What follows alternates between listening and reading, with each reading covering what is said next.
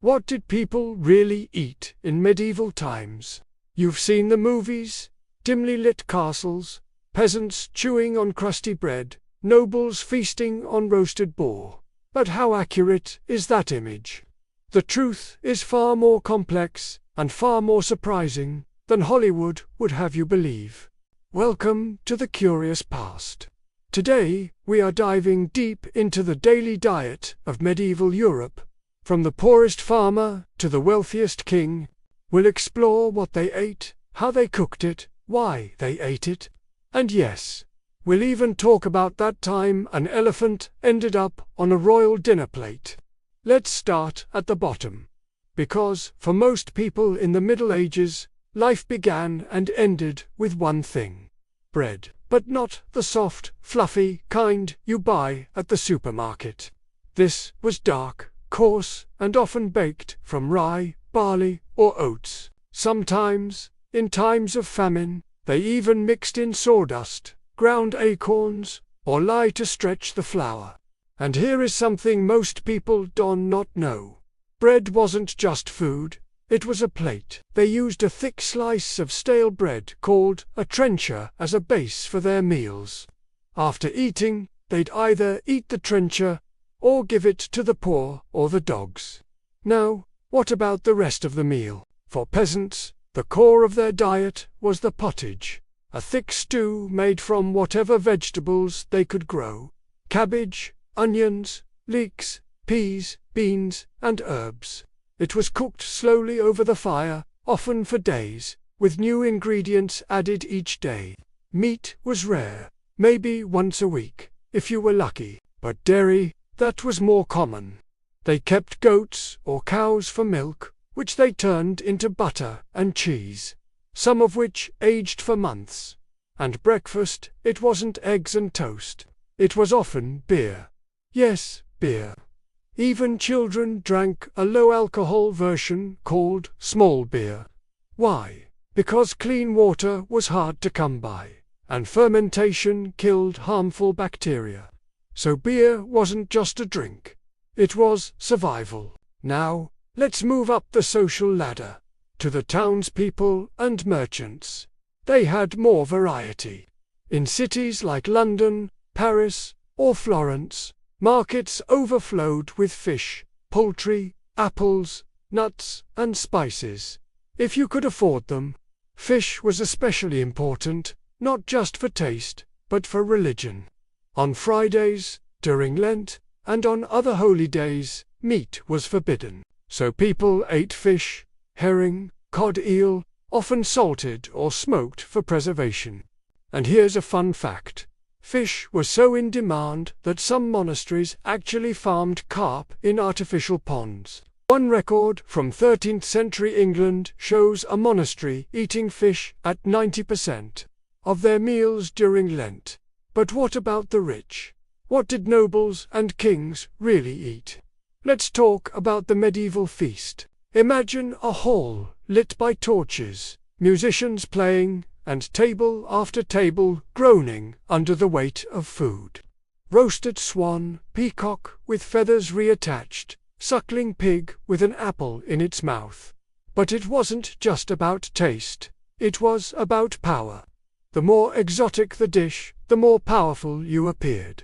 Serving a peacock wasn't about flavor. It was a display of wealth and control over nature. Spices were the ultimate status symbol. Pepper, cinnamon, saffron, ginger, these came from thousands of miles away, transported by camel caravans and merchant ships. A single pound of pepper could cost as much as a peasant's entire weekly wage. So the rich didn't just use spices to flavor food, they used them to show off. Some dishes had 10 different spices, so many that the original taste of the meat was completely lost. And desserts, yes, they had them. Not cakes or ice cream, but sweet tarts made with honey, almonds, dried fruits, and rosewater. One famous recipe from the 14th century, called blancmange, combined chicken breast, rice, almond milk, and sugar, boiled into a creamy pudding. Yes, meat in dessert. It was considered refined. Now, let's talk about something truly bizarre.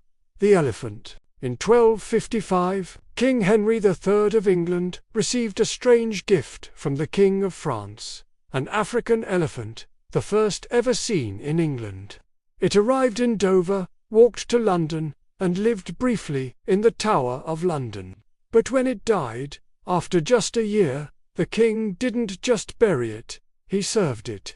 Historical records suggest the elephant's meat was prepared and served at a royal banquet, not out of hunger but as a final display of power. We are so rich, we can eat an elephant. Wild, right? But here's the twist.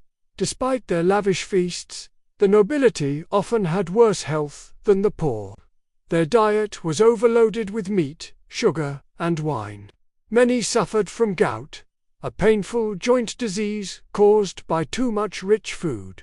Some kings were so obese they could barely walk. Meanwhile, peasants, though often underfed, ate a diet rich in fiber, vegetables, and fermented foods. In modern terms, it was surprisingly balanced.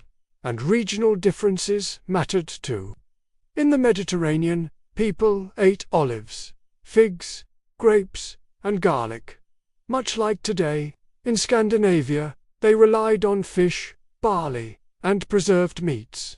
In Eastern Europe, flatbreads and fermented dairy were staples.